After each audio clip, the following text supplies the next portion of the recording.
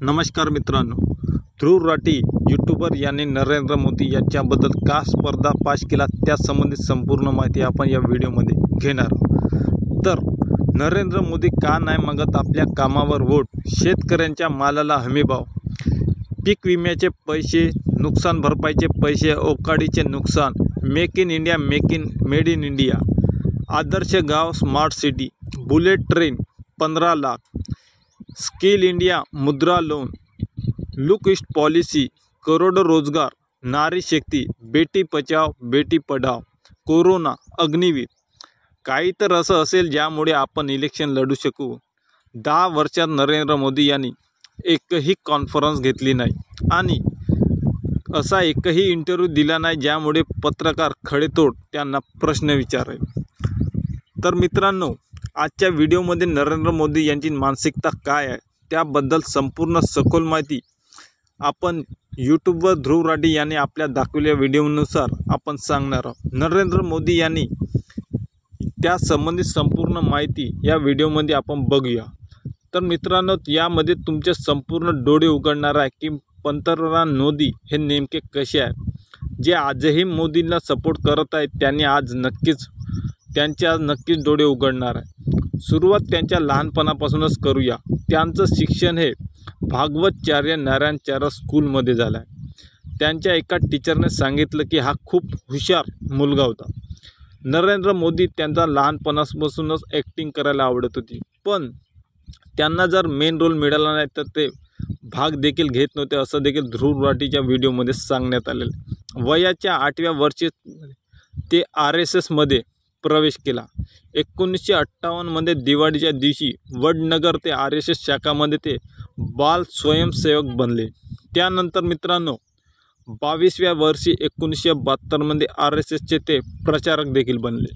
त्यानंतर मित्रांनो, 1987मध्ये 15 वर्षानंतर ते लगेच BJPमध्ये आले आणि त्यांची बायोग्राफी ND मरिने यांनी लिहिल्यानुसार त्यामध्ये असं देखील त्यांनी नमूद केलं की 1990मध्ये राम यात्रा निघाली होती, त्यामध्ये गुजरातमध्ये ते BJPमध्ये ते प्रवेश आले होते।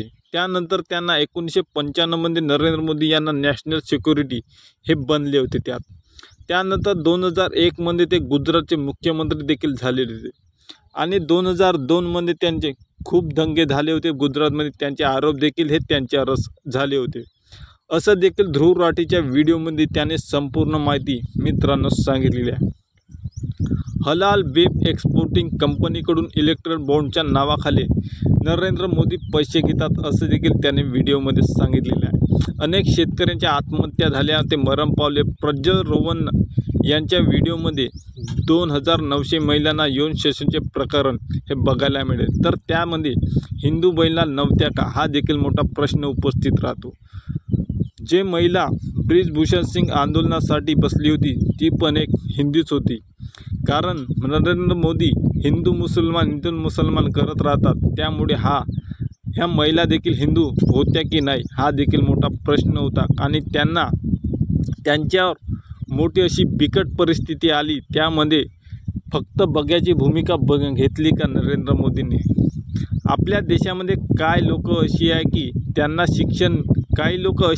त्यांना शिक्षण मिळालं की नाही मिळालं, रोजगार मिळो नाही मिळो, आरोग्याच्या सुविधा मिळो नाही मिळो, महिला सुरक्षित असो किंवा नसो, त्यांना काही फरक पडत नाही, फक्त त्यांना मुसलमानांची अशी तशी झाली पाहिजे असे देखील काही लोक आहे, असं ध्रुव राठी यांनी आपल्या व्हिडिओमध्ये स्पष्ट सांगितलेलं आहे।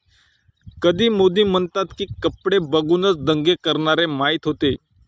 पंतप्रधान नरेंद्र मोदी यांनी आपल्या पदाची काही गनिमात ठेवली नाही, असं देखील त्यांनी म्हणतात, कारण ते भाषणामध्ये खुल्लेआम बेशर्मीप्रमाणे भाषण करतात, वाटेल ते बोलतात, असं देखील ते म्हणले।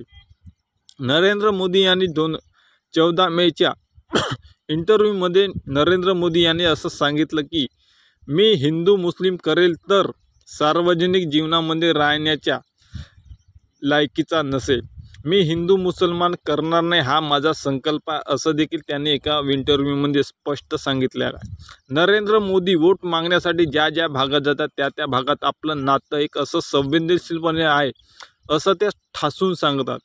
पूर्ण ठिकाणी इमोशनलवर त्यांच्या त्या ठिकाणी आपले स्वप्न काहीतरी उद्दिष्टे दाखवून मत मागण्याचा कारभार हे नरेंद्र मोदी यांचा सुरू आहे, असं देखील ध्रुव राठी आपल्या चॅनलवर व्हिडिओमध्ये स्पष्ट सांगत आहे.